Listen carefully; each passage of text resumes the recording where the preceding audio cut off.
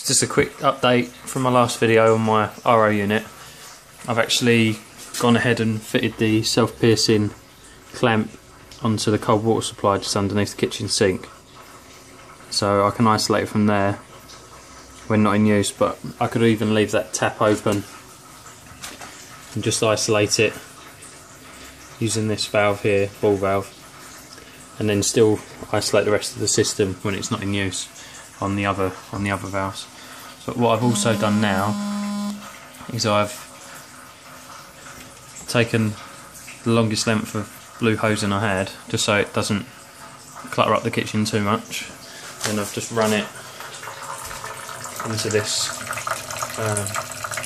80 litre container, and then I just use the waste clamp that you normally put onto your waste pipe just to secure it, so that there's less chance of the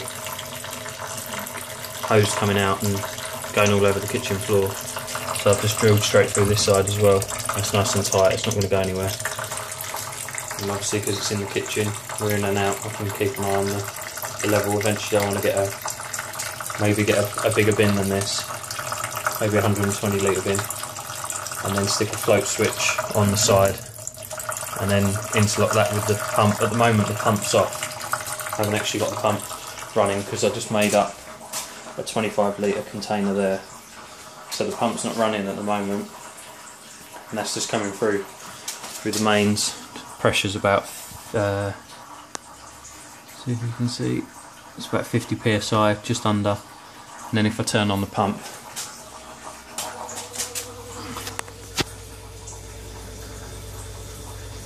it goes up to about 80 to 85, depending on, like last night it was 85. Looks there, it's doing about 80 at the moment, but anything over 65 is supposed to be okay, but you don't want anything over 100 just because of that amount of pressure in your system. But at least I've got it stationed under the sink now. I didn't think it was going to be possible before because it's such a small cupboard under the sink, but I've cleared out some of the other stuff that was in there and relocated that, so at least now I've got something inside, especially for the winter. I'm not going to have to be going outside to make up my water.